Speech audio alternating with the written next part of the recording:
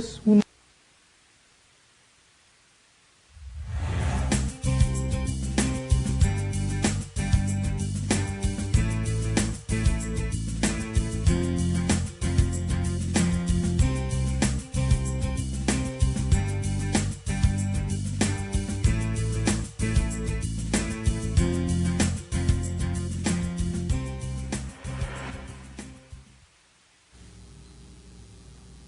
Hola, ¿qué tal? Bienvenidos al Colegio de Empresarios. Estamos en la clase número 2 de Estrategias de Distribución. Profesor Aldo Sánchez, vamos a compartir contigo hoy parte del tema que hemos venido desarrollando desde la clase anterior, que es marco conceptual de los canales de mercadotecnia. Bien, me gustaría comenzar haciendo énfasis un poquito y recordando lo que habíamos visto en la clase anterior, que fue ver qué elementos integran y qué acciones podemos llevar a cabo para poder hacer una estrategia. Voy a poner en este momento una imagen en tu pantalla donde vamos a poder apreciar de manera general un esquema de lo que abordó la clase anterior. Nuestro tema tiene que ver con estrategias de distribución, pero estamos partiendo desde el elemento que es la estrategia, la mercadotecnia, hasta el punto donde vamos a entrar ya en materia con la distribución. Como puedes ver, tenemos dos ejes centrales, que es costos bajos y diferenciadores en el mercado. Tenemos costos que tienen que ver con una ampliación de competidores y tenemos que ver la situación de segmentos pequeños en costos bajos. Cabe hacer mención que estas dos estrategias se pueden aplicar para toda la empresa, que es lo que quiere decir la amplia selección de compradores, y a segmentos pequeños de mercado en zonas regionales, cuando la empresa es suficientemente grande, que tiene dividido por regiones, que tiene dividido por países, que tiene dividido por zonas. La estrategia la puedes aplicar de forma general o de forma específica a ciertas zonas. Cuando hablamos de mejores costos, estamos hablando cuando los compradores, cuando tu nivel de negociación, cuando los proveedores o tu nivel de negociación es de tal grado que afectan a toda la empresa, pero puede haber costos particularmente bajos para cierta zona, o puede haber costos particularmente bajos para toda la empresa. Puede haber diferenciadores particularmente o específicamente para una zona, o puede haber diferenciadores para toda la empresa. Y tenemos en cuenta que hay un objetivo comercial al cual todas estas diferenciaciones, todos estos esfuerzos de estrategias comerciales tienen que ir enfocadas al cumplimiento del objetivo, que es ingreso, dinero, acciones, rentabilidad, como habíamos mencionado. Como nota, estamos poniendo una nota abajo, en donde las estrategias, recuerda que evolucionan con el tiempo y por el cambio constante que estamos viviendo en los ambientes. También habíamos hablado que todas las estrategias tienen que ser sustentables, pensando siempre a largo plazo y en un futuro, pero obviamente los cambios constantes de los mercados, de la competencia y del medio ambiente nos hacen estar evolucionando como palabra clave para mejorar nuestra estrategia. Nuestra estrategia igual en algún momento podemos encontrar que no funciona, pero tenemos que evolucionarla, que es mejorar constantemente de acuerdo a como inicialmente se hizo la estrategia. Bueno, una conclusión a la que llegamos es que estas estrategias se basan o tienen mucho contenido, principalmente del marketing mix, y como parte esencial de lo que es el marketing mix, vamos a hablar de los elementos rápidamente de lo que están conformados hasta llegar a la parte de la materia que es distribución. Para ello hago un poco el recordatorio que el profesor Gerald McCarthy propuso en 1960 esta clasificación de 4 pasos básicos que tenían que implementarse en las áreas de venta. Recuerda que los orígenes del marketing se daba en ventas. Y él propuso que con estos 4 sencillos pasos, que son las 4 P's, podemos ser más competitivos y determina también tu posicionamiento comercial en los negocios. Bien, para ello vamos a recordar básicamente qué involucra al marketing mix, y lo que podemos ver en el siguiente esquema, la siguiente diagrama, es que el marketing mix está hecho por el producto, el precio, la plaza y la promoción. Y en medio nos encontramos con el target o el mercado meta al cual estamos dirigidos. En algunas ya ocasiones modernas, recuerda que es 4Ps y la S actualmente se utiliza como servicio. Tienes que darle servicio al cliente. Anteriormente en los esquemas originales la S no se tomaba en cuenta, pero como somos en México tan creativos, empezamos a hablar que la S es servicio. Y en base a esto, vemos en el siguiente esquema que tienen diferentes posiciones y diferentes órdenes, a lo cual yo en este momento hago un cuestionamiento de que si estas 4Ps con estos 4 elementos tienen algún orden o cualquiera puede integrarse. Eso es una pregunta que ahorita vamos a contestar. Pero cuando hablamos del precio, estamos hablando del valor en dinero, de lo que va a costar al cliente o consumidor este producto, es el cual también a través de ese ingreso cubrimos los costos, la producción también es parte de esta inclusión, también ese precio está proporcionado para nuestras ganancias u utilidades y incluye características como formas de pago, términos de pago, si hay descuentos, tomando en cuenta todo este tipo de cálculos que tenemos que hacer. Tenemos que también entender la demanda, qué precios da la competencia, etcétera, etcétera, etcétera.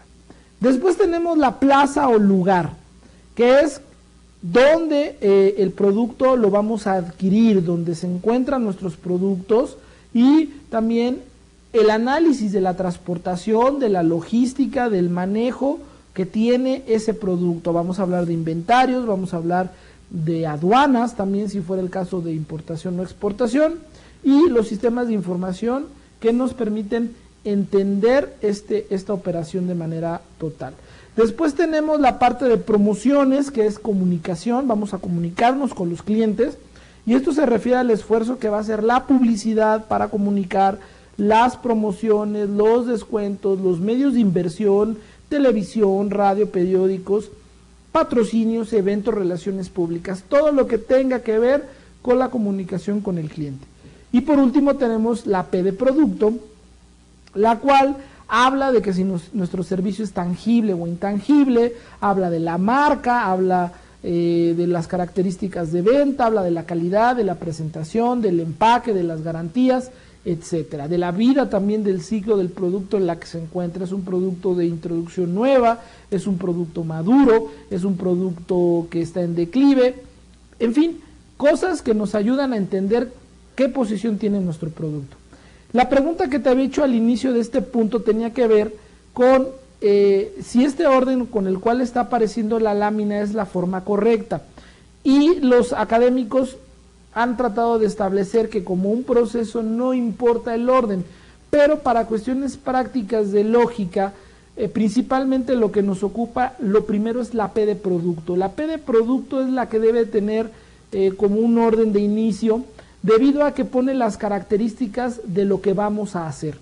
Después intervendría directamente la P de precio para poder determinar cuánto está siendo el costo de fabricación y la estimación de ganancia de ese producto.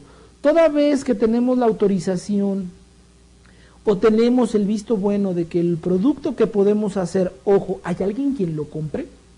Porque yo puedo tener ideas de productos muy buenas, pero no hay mercado que lo compre. Entonces, teniendo claro que tengo un producto que cubre una necesidad y que puede ser aceptado a través de un buen precio, y entonces paso a la tercera P, que es la plaza. Entonces, vamos a ver de qué manera hacemos llegar ese producto. Y al final viene la P de comunicación, que sería la P de promoción, para poder estar en contacto con nuestros usuarios, con nuestro mercado, con nuestros clientes, teniendo este orden en ese proceso lógico de poder entender que hay un producto que cubre una necesidad, hay un precio adecuado de compra, podemos llevar ese producto a donde está el cliente y mantenemos una comunicación con nuestros clientes para incentivarlos a que nos conozcan y nos consuman y nos recuerden. Cabe hacer mención que para efectos técnicos hay una diferencia entre la palabra promoción y la palabra promoción de ventas. La palabra promoción incluye a esta P dentro de este marketing mix, que es parte de la comunicación general, que tiene muchas actividades, y la promoción de ventas son aquellos incentivos que estimulan a los clientes y a los consumidores a hacer una compra rápida, a hacer una compra de momento, y es donde vamos a encontrar el 2x1, los cupones, los descuentos, pero la promoción de venta es algo que es a corto plazo. No se recomienda que se lleve constante porque acostumbras al cliente a la promoción y el día que regreses a su precio normal, el cliente ya no está de acuerdo en comprarte. Entonces las promociones son momentáneas en el tiempo y son una comunicación para decir, cómprame ahorita porque tengo este regalo, tengo este descuento. Es incentivar a la compra inmediata en un corto tiempo. Esa sería la diferencia principal que vamos a abordar en la parte de la P. Bien, entrando en la materia, a nosotros lo que nos focaliza, tanto en la clase como en la materia en general, es la P de la distribución, la P de la plaza. Hay materias que van a hacer un enfoque particular en este tipo de estructuras, que serían las otras P, serían los otros servicios, pero ya entrando en la materia y el objetivo de la clase, vamos a entrar ya de lleno a empezar a trabajar y empezar a estudiar qué elementos incluyen la P de distribución. Para ello, ten en cuenta que este nombre puede tener el nombre de distribución, el nombre de plaza, porque en inglés las 4 P's es place y es lugar o plaza, donde se vende el producto. Y esto implica lo siguiente. Implica como primer punto para analizar a la P de la distribución de forma genérica, vamos a ver diferentes autores, vamos a ver diferentes formas de poder identificar qué elementos integran, pero vamos a hablar los 4 elementos generales que marca el marketing mix de inicio conceptual para este tema que estamos abordando. El primero son los canales de distribución. ¿A qué le llamamos los canales de distribución? A todos aquellos implicados en el proceso de mover los productos, que va desde el proveedor hasta el consumidor. Cabe hacer mención que un proceso, vamos a ir aquí al pizarrón, cabe hacer mención que un proceso básico de una cadena de suministro tiene que ver con un fabricante. Vamos a ver esto más adelante a detalle. Tenemos un distribuidor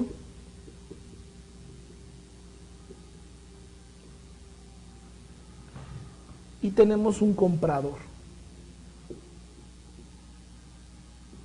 Obviamente esto lo vamos a ver a detalle con una serie de variables de intermediarios que hay, como mayoristas, minoristas, clientes.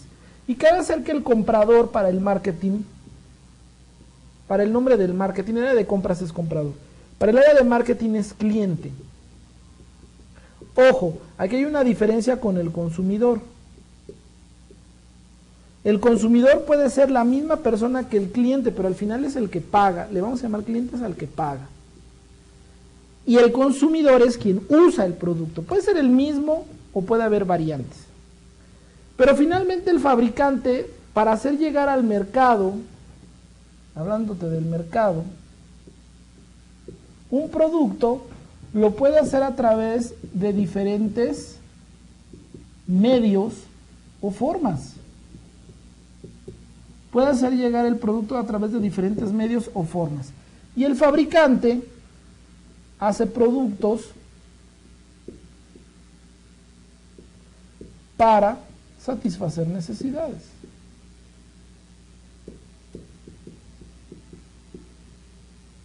Hasta ahí le vamos a dejar un poquito para entender este marco general de la P de distribución. Entonces, cuando hablamos de los canales de distribución, vamos a hablar de qué medios tenemos, tanto propios como externos, porque también puede ser que no sean propios los medios con los cuales vamos a hacerle llegar al comprador o consumidor el producto. Punto número 2, hay que hacer un plan de esa distribución, y la planificación es tomar decisiones para implementar de manera sistemática cómo vamos a hacer que lleguen esos productos a los consumidores. Implica recursos, implica tomar la decisión si es propio. Vamos a tener nuestra propia flotilla de camiones, nuestra propia flotilla de camionetas.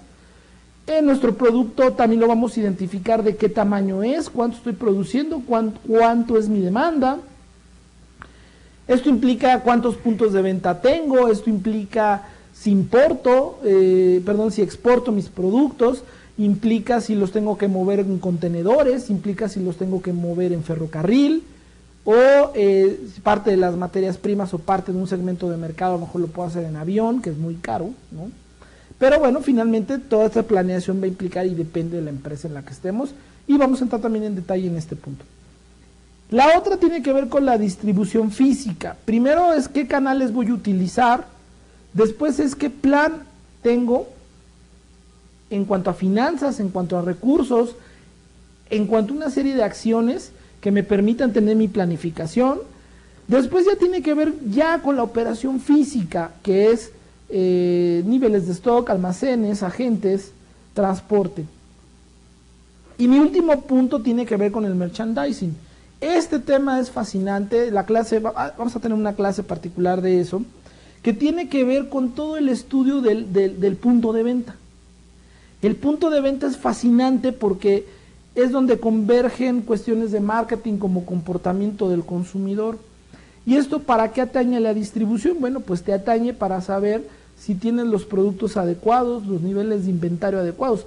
¿Cuál ha sido la molestia de que tú ves un producto en un aparador atractivo, lo ves en una vitrina, llegas, oye, me das este producto? Por ejemplo, vamos a ver un caso práctico de una zapatería, vamos a ver todo su proceso de producción, su distribución, hasta el punto de venta, que tiene que ver con toda esta parte atractiva, en donde llegas y te dicen, bueno, pues sí, está muy padre, pero no hay de su número, joven, no tenemos ese producto en existencia. Ahí, tache para los inventarios, tache para los procesos logísticos y tache para la distribución, porque ya perdimos una venta.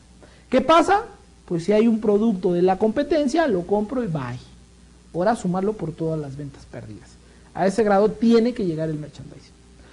Bueno, como habíamos mencionado, el nombre de place es un término en inglés para denominar el lugar.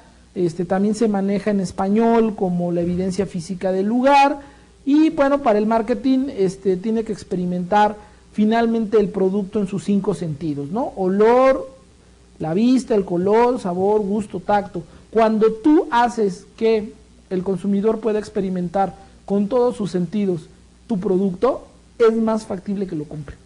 ¿Por qué? Porque está convencido psicológicamente de la satisfacción de la necesidad que le está implicando ese producto.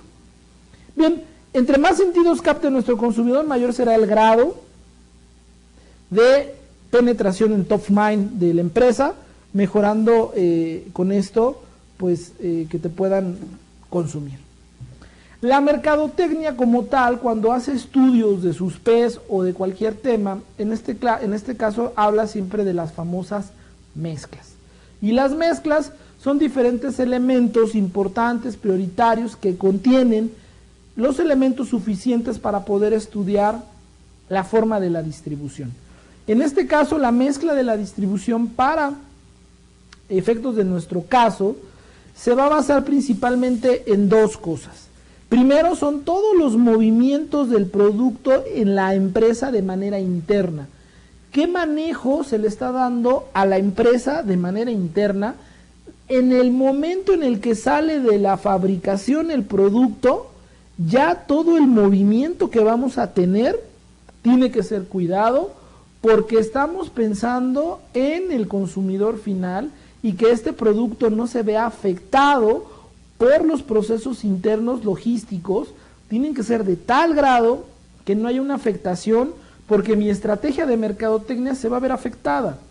Y esto implicaría en costos, y esto implicaría en que no se pueda vender el producto de manera como la publicidad y la comunicación lo está especificando.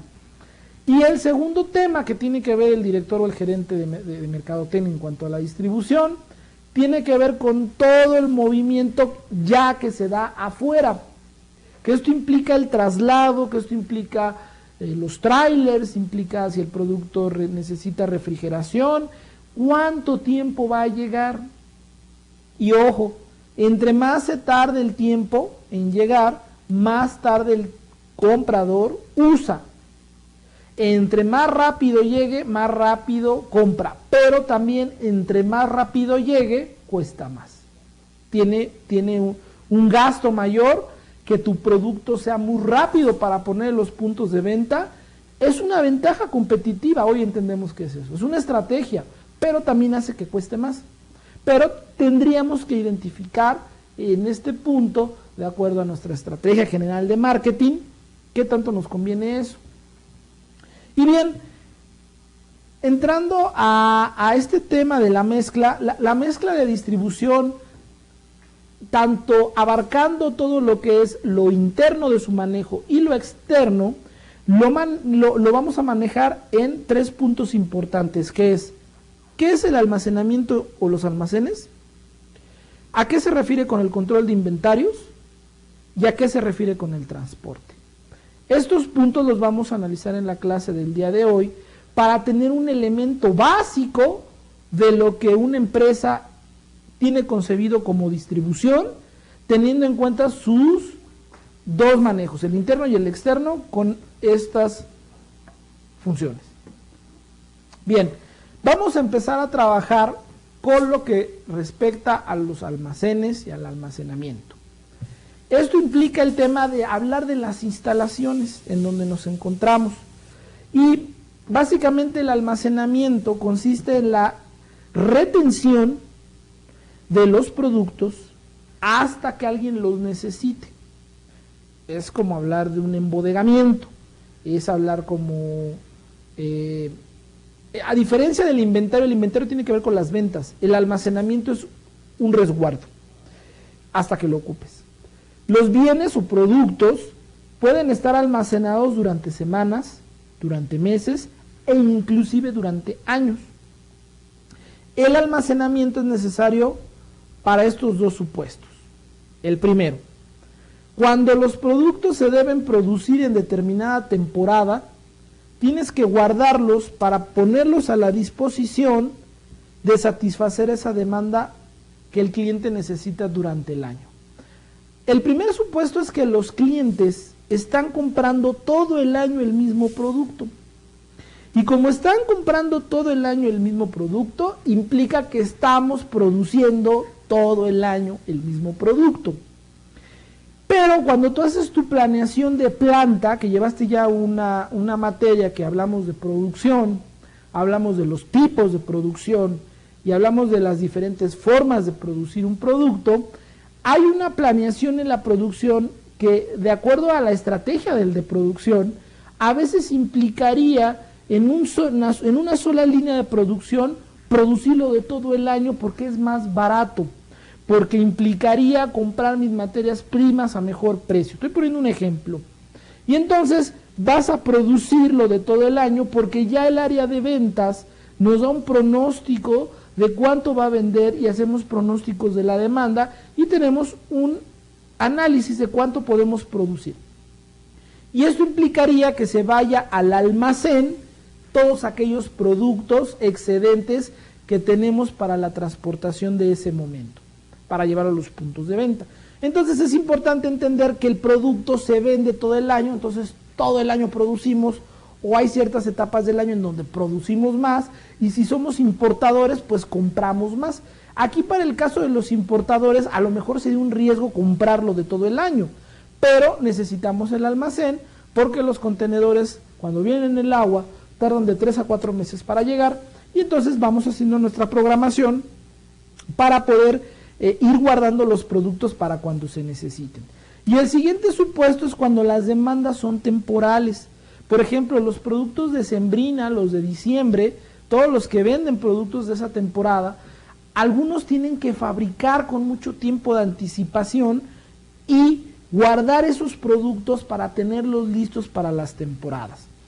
Hay muchas temporadas en el año, implica las vacaciones también, por ejemplo el Back to School que ahora viene en verano, implica productos de promocionales que tienes que estar puestos en los puntos de venta, y ten en cuenta que el mover un producto a volúmenes muy altos, teniendo los recursos, inclusive si no tienes el tiempo, quiebras, no llegas.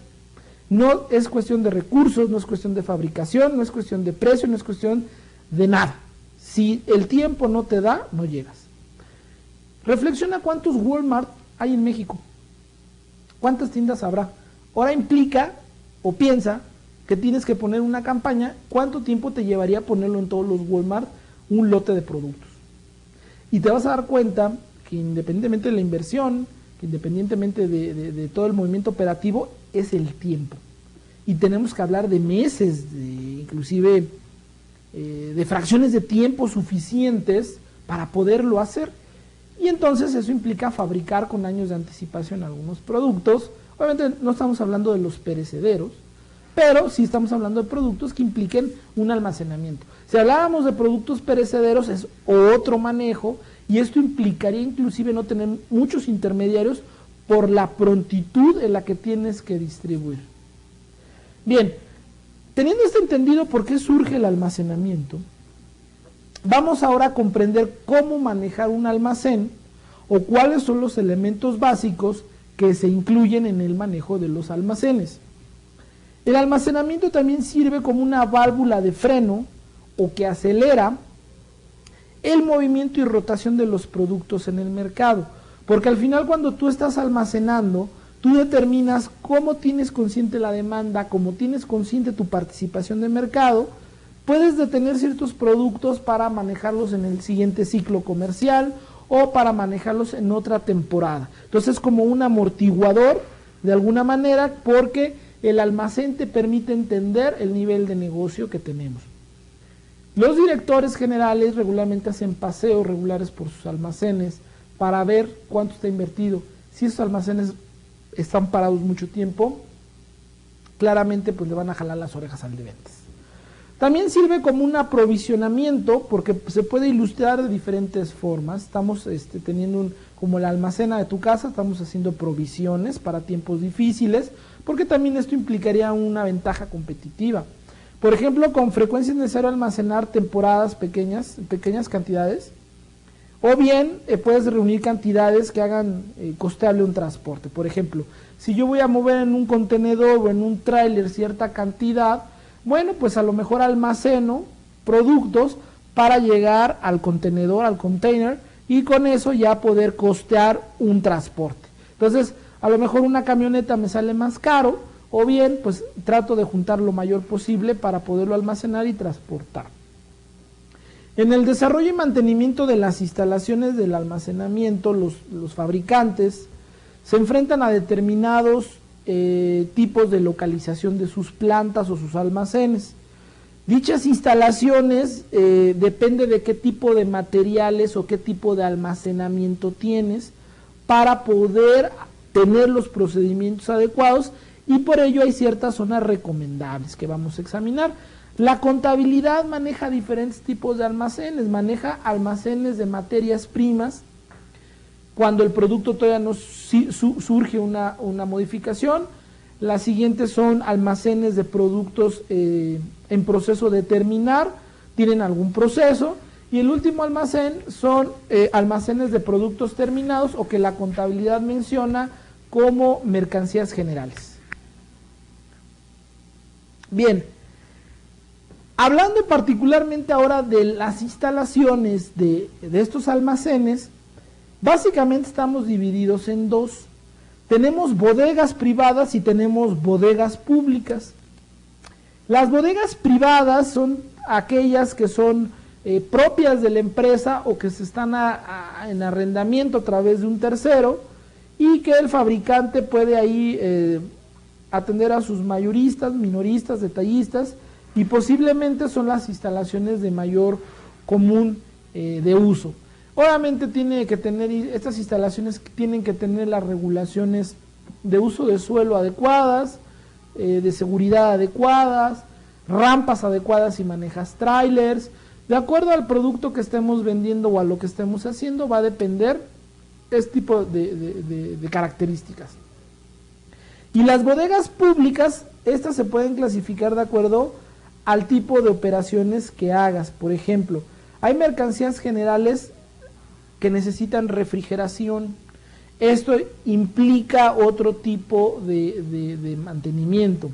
Mercancías especiales, por ejemplo, vamos a ver en detalle algunas de ellas, que tienen que ver con ciertas características en sus materias primas. Mercancías de tránsito o de depósito, son almacenes que cuando, por ejemplo, no sé si has oído la palabra CEDIS, centros de distribución, algunos de ellos guardan productos que se van a utilizar en el camino o en el transporte de una empresa, o bien de depósito porque estamos en este momento resguardando o le rentamos a alguien que va a guardar productos por mucho tiempo. Las públicas regularmente son empresas que no son particulares de un negocio, sino que tienen naves industriales muy grandes y esas pueden dar el producto y el servicio para varias empresas. Bueno, la localización de las instalaciones va a ir de acuerdo a la naturaleza de lo que estemos haciendo. La naturaleza del mercado implica que el mercado es demasiado grande, que el fabricante lo más probable es que tenga muchos puntos de venta. Cuando estamos hablando de productos masivos o de consumo masivo, va a implicar que tengas muchas bodegas y las tengas en lugares estratégicos para poder ahí atender o de ahí hacer una redistribución. La naturaleza del producto implica que esta distribución influye considerablemente, que los almacenes se van a poner de acuerdo donde obtenemos las materias primas, de acuerdo a la fabricación o de acuerdo al movimiento de los productos, se van a poner cerca de las plantas o cerca de los proveedores o cerca de donde arriban los contenedores, porque implica la fabricación y la ubicación implica estar cerca. Y de acuerdo al canal de distribuciones, básicamente esto implica que de acuerdo a donde estén mis mayoristas o mis minoristas o mis detallistas, implica poner mis almacenes cerca de mis clientes más importantes, implica poner mis almacenes cerca de donde haya mayor accesibilidad para que me puedan comprar. Bien, cuando tú estás dentro de un almacén, hay 9 reglas generales para poder atender a un almacén. Vamos a tomar la consideración del autor John M. Magee, que recomienda 9 operaciones básicas. Este autor es de mercadotecnia y es una persona especialista en administrar y manejo de almacenes. Y bueno, aquí básicamente nuestros 9 puntos implica cómo vas a hacer la recepción de productos, cómo identificas a esos productos, con qué características tienen. Vamos a agrupar los productos en lotes. El despachar los productos o despacho es que los tienes que acondicionar para un cero maltrato, por ejemplo, empacarlos, enrollarlos, no son suajarlos, perdón. Tiene un nombre cuando los emplayan, los ponen en tarimas para que no se mojen. La retención de los bienes es que estos los vas a guardar, los puedes poner bajo llave, los puedes enrejar, los puedes poner en lugares que sean de fácil acceso, pero a la vez que sean muy seguros. El mantenimiento de los bienes, pues obviamente es ver que no sufran daños de humedad, que los almacenes no sufran deterioro de sus productos por el tiempo largo en lo que van a estar. La clasificación de los bienes, pues obviamente das de cuenta que es como una biblioteca, los vas a poner lote, les vas a poner cantidades, unidades, tipo de productos y los tienes agrupados para cuando te los soliciten los puedas ubicar rápido. Tenemos un ordenamiento de embarques, esto es cuando ya van a salir, pues obviamente tienes tu lugar de almacenamiento, pero también tienes tu lugar de embarque. Y tu lugar de embarque es un micro almacén accesible ya a la salida de los contenedores del producto, es como un subalmacén donde tú los tienes listos ya para salir, los tienes formados como si fuera una línea de producción, pero es ahí donde ya vas a empujar a la salida. Entonces, esa es tu línea de embarque. Y bueno, obviamente el despache de embarque es que tengan los elementos suficientes como patines, tarimas, al personal adecuado, con guantes, cascos, sus herramientas necesarias, y obviamente puedan cargar y descargar los camiones, cargar o descargar los contenedores, listos para el transporte después de la salida del almacén. Otra parte importante en el almacén es cómo vamos a manejar los pedidos. ¿Qué parte administrativa es esencial que tengamos de conocimiento para poder entender esta parte tan importante que es la parte administrativa, los conocimientos que necesitamos? Básicamente aquí tenemos puntos como llenar formatos de pedidos, revisar las órdenes de los clientes, verificar que no haya errores.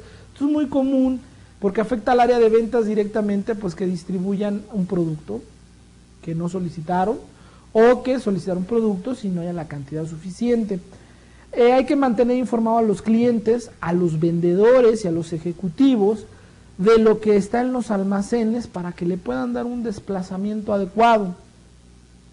Hay que ver qué productos están disponibles y básicamente materiales de información, porque estos pedidos ya pueden ser las copias, las órdenes de los pedidos, sirven para el área de promociones, mercadotecnia, porque a ti te da un claro análisis de qué productos están consumiendo, bajo qué temporadas, y nos puede permitir hacer una promoción. Al área de finanzas y contabilidad, pues finalmente nos permite ver la cobranza, nos permite ver el costo, el ingreso, y bueno, pues para el área de personal y de compras, pues el reabastecimiento constante. Hay que investigar con el personal de crédito los pedidos que los clientes, cuyos casos sean de índole dudosa. Hay clientes que, por ejemplo, ya llegaron a un tope de su crédito, ya no es costeable porque no han pagado. Bueno, pues hay que tener ese dato ahí con ventas. Hay que turnar el pedido, el pedido a los personales de bodega especializados para que no haya una demora. Es muy importante que siempre hay un responsable de un almacén, el cual es el que se encarga de darle la salida a los productos. Es muy común que a veces estas personas no son valorizadas y bueno, pues eso hace que los productos tengan una lentitud en su salida, porque no cumplen los procesos que el almacén tiene.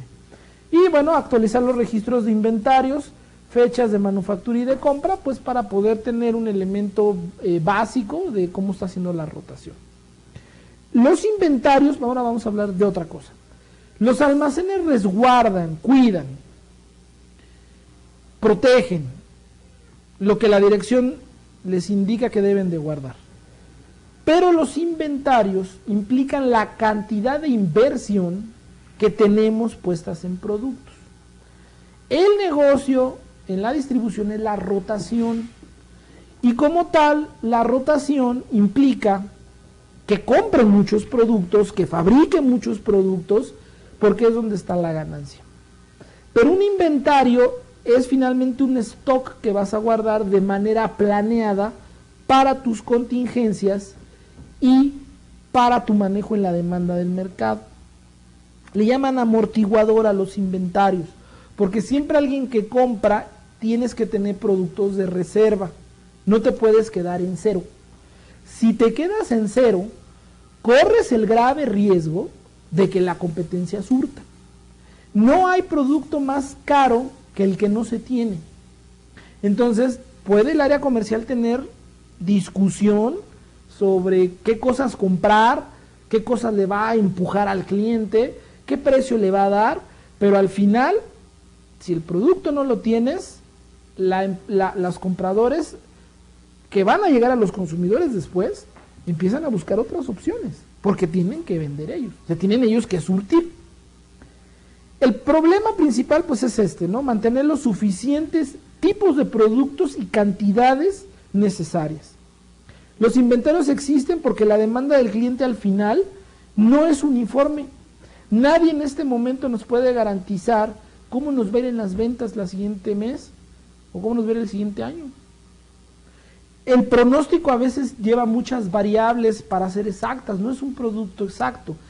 Y entonces, como las compras pueden variar porque no son exactas ni predecibles, tenemos que tener un stock en el inventario para poder hacer frente a aquellas situaciones que nos impliquen una mayor compra, que nos impliquen una mayor demanda. Y ahí es cuando el inventario tiene un efecto importante. Bien, los inventarios como tal tienen características que ayudan al pronóstico de las ventas. Necesitamos tener el pronóstico y hay que establecer un nivel extra de inventario que se necesita absorber para llamado el inventario de seguridad. Tenemos dos tipos de inventarios: los inventarios que son para las ventas, que el área de ventas nos proporciona la cantidad que necesita de productos y tipos de productos, pero hacemos siempre inventarios de seguridad para tener una reserva para aquellos momentos difíciles. ¿Ok? Bien, vamos a hacer un ejercicio muy padre. Vamos a ver un video que tiene que ver con una empresa que fabrica zapatos que se llama Picolino. Para características académicas vamos a ver este ejemplo para que tú puedas entender todo esto que estamos viendo, desde el almacenaje, el merchandising, el control de inventarios, el manejo de productos, la mano de obra, en un video donde explica la producción. Pero lo que yo quiero que en este momento analices es cómo la imagen de la presentación, que obviamente tiene mucha mercadotecnia, nos va a ayudar a entender estos procesos que hemos venido comentando. Vemos el video y regresamos para un breve análisis y finalizar y las conclusiones de la clase del día de hoy.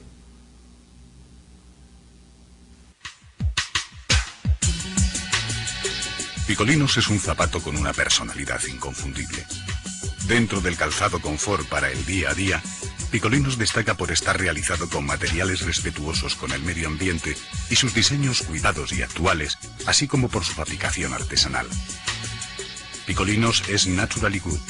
Los valores de la marca son la naturalidad y la comodidad, tanto desde el punto de vista del diseño como de los materiales empleados. Está dirigido a todo tipo de público, tanto hombre como mujer, que valora la comodidad por encima de todo, sin renunciar al diseño. Actualmente, Picolinos está presente en más de 60 países con 8.000 puntos de venta en todo el mundo. Para hacer posible este desafío, es necesaria toda una infraestructura de producción y logística a nivel internacional. Pero para comprender el alcance de la marca, primero hay que preguntarse, ¿cómo se fabrica un zapato Picolinos? Todo empieza en Pies Cuadrados, la fábrica de curtición de pieles del grupo Picolinos, donde se reciben las pieles de origen vacuno de la mejor calidad. Allí se hace una primera revisión de calidad del material recibido, para luego dar paso a una serie de tratamientos que dan como resultado una piel natural que conserva intacto su poro y permite que el pie respire con mayor facilidad. Los tintes utilizados cada temporada para dar color a las pieles tienen base acuosa y están libres de disolventes.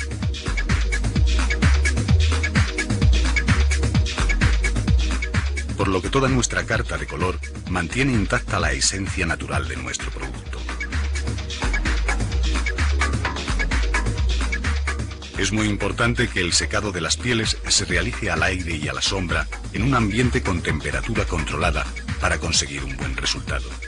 Una vez tintada, se hace una revisión del tono pieza a pieza para comprobar que se ha conseguido un color uniforme. Para conseguir una piel blanda y de tacto agradable, es muy importante el proceso de abatanado. Las pieles se introducen en unos tambores de madera que, gracias al movimiento constante y al calor que reciben, consiguen romper las fibras quedando suaves, blandas y manejables.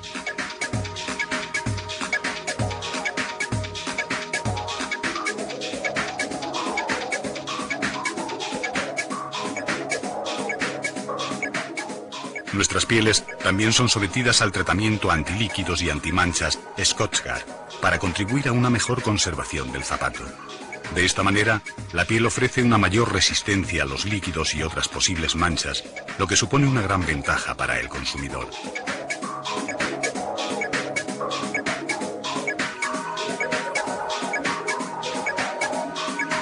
El último paso del proceso es un control de calidad final donde se comprueba que los resultados son los adecuados y se procede a la clasificación, almacenaje y distribución.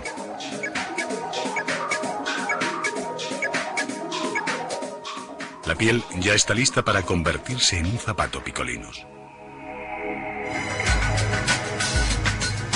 El primer paso en la producción del zapato propiamente dicho es el cortado de la piel. Una vez diseñado el zapato, se fabrican los troqueles, piezas de hierro con las que se corta la piel que, unidas entre sí y al piso, dan como resultado el zapato. Cada zapato, según su diseño, tendrá más o menos piezas y de diferentes tamaños.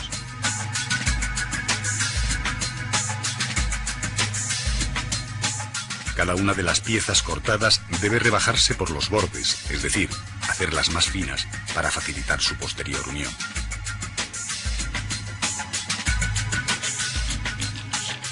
Una vez tenemos las piezas, en el proceso de aparado se unen entre sí para formar lo que conocemos como corte.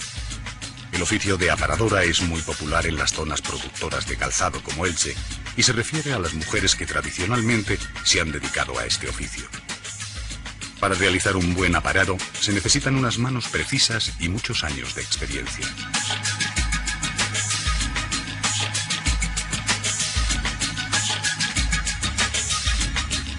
El corte se une al piso en el montaje del zapato.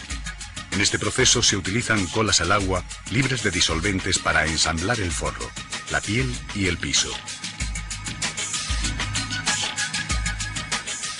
En este caso, el zapato se cose a mano en un proceso artesanal.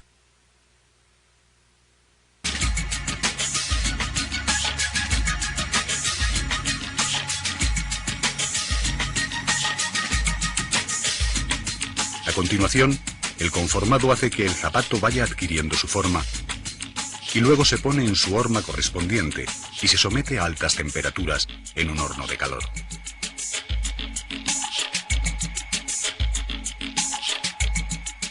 Antes de poner el piso, hay que figurar y rebajar la piel de la planta del zapato.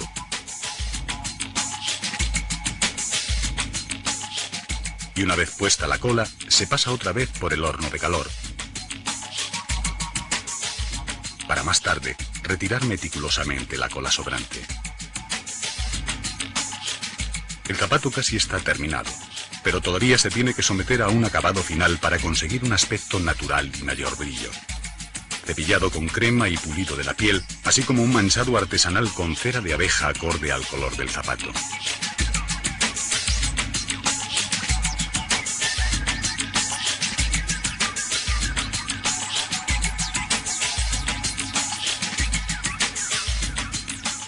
En este punto, el zapato se deshorma y se refuerza el piso con un cosido. El último control de calidad se realiza con el zapato terminado. Aquí es donde se supervisa que el zapato cumple con todos los requisitos de calidad exigidos.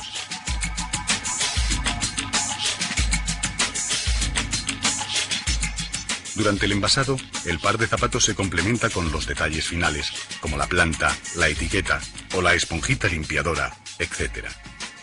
El par de zapatos ya está listo para llegar a los consumidores de picolinos.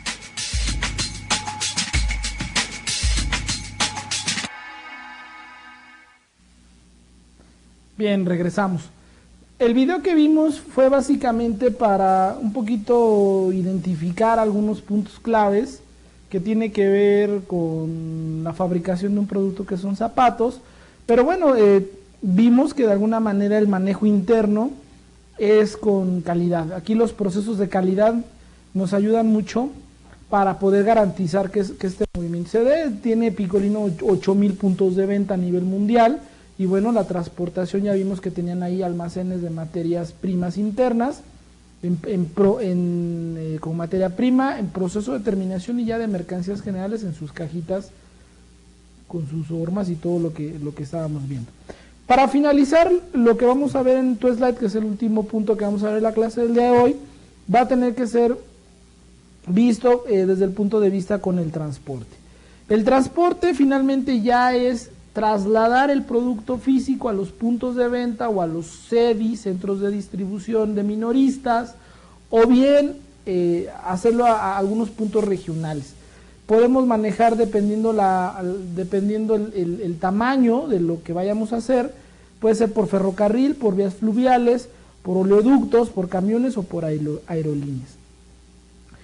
Hablando en general, hay 3 clases legales básicas de transportadoras, que son las porteadoras comunes, las porteadoras de contrato y las porteadoras privadas, que esto tiene que ver con las regulaciones del gobierno para ver si son empresas privadas o son empresas que están asociadas como la aduana con el gobierno, y bueno, que de alguna manera implica también la transportación.